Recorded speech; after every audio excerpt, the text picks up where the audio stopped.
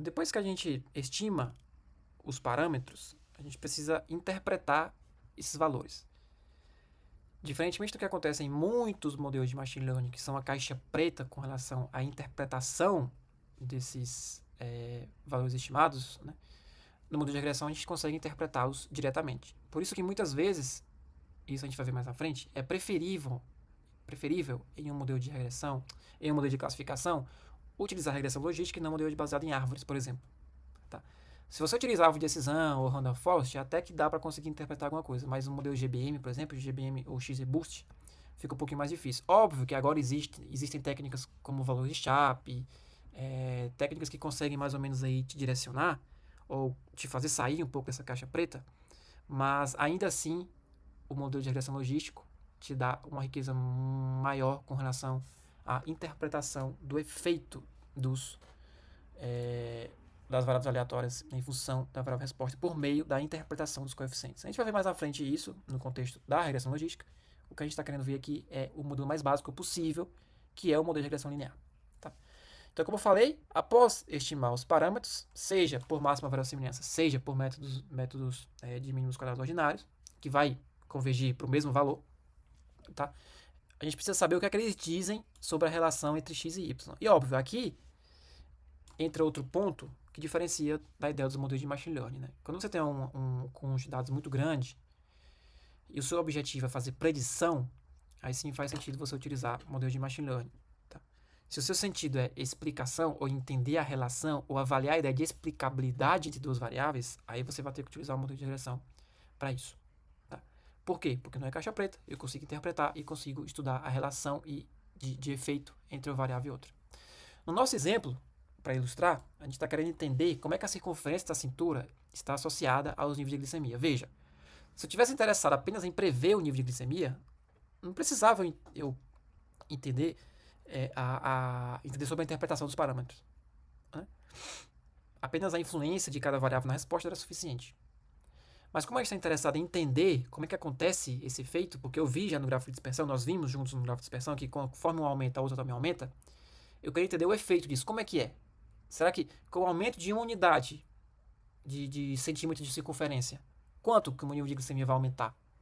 Se eu estou interessado nessa explicabilidade, no entendimento do efeito, eu preciso utilizar o modelo de regressão. Então, o nosso modelo de regressão era dado por y chapéu igual a beta 0 chapéu mais beta 1 chapéu mais o x. Aqui seriam os nossos parâmetros estimados. Esse y chapéu está chapéu, embora seja variável aleatória, está chapéu porque ele é estimado com base nos parâmetros estimados, então a nossa ideia justamente é obter uma média e não um valor de y exato. Cada coeficiente possui uma interpretação específica e deve ser analisado no contexto do problema. Tá, como é que acontece isso? A inclinação beta 1 chapéu representa a variação esperada de y para um acréscimo de uma unidade em x. Esse é o conhecimento básico que nós temos em modelo de regressão. Nessa glicemia, por exemplo, nessa aplicação sobre a glicemia, nós estimamos, por exemplo, aqui eu coloquei um exemplo aleatório, né, mas só para ilustrar, didático, que o meu beta 1 chapéu deu 1,35 com base na minha base de dados. Então isso indica que, em média, cada centímetro adicional de circunferência da cintura, o nível de glicemia vai sofrer um aumento de 1,35. Então a relação de explicabilidade está aqui. Essa ideia de tratar o parâmetro como um indicador ou como um caminho para entender a relação entre as duas variáveis aleatórias é a chave que diferencia, o ponto central que diferencia o aprendizado estático do aprendizado de máquina, que são dois objetivos distintos. Tá?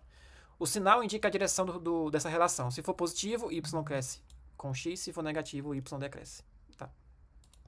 O ponto importante que a gente precisa trazer aqui é que a gente está modelando a média e não o valor exato, tá? Então, quando você for interpretar, você precisa sempre colocar aqui, em média, cada centímetro adicional de circunferência da cintura está associado ao aumento esperado de 1,35. Então, em média e esperado são palavras-chave para saber interpretar bem essa situação. Tá, e o beta 0, Vinícius? O beta 0 é o valor esperado quando o valor esperado de y quando x é igual a 0. Como assim? Ora, se o beta 0 não acompanha nenhuma variável aleatória, então o beta 0 vai representar o valor de o valor de y estimado quando x é igual a 0. Então, se x é igual a 0, ou se beta 1 é igual a 0, e isso a gente verifica nos testes de hipótese, sobrou apenas o beta zero, ou seja, uma reta constante, né? Horizontal. Então, todos os valores de y serão iguais. Nem sempre o beta zero vai possuir uma interpretação prática, tá? Porque às vezes, quando x é igual a zero, não faz sentido no contexto do problema. Então, o beta zero atua apenas como parâmetro de ajuste da reta. No nosso exemplo, por exemplo, não faz sentido que uma pessoa com circunferência da cintura 0 cm, porque não existe.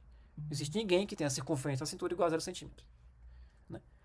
Então, isso não possui um significado clínico. Tá, então no estudo sobre os fatores associados à glicemia, a gente conseguiu estimar um beta-1 chapéu de 1,35.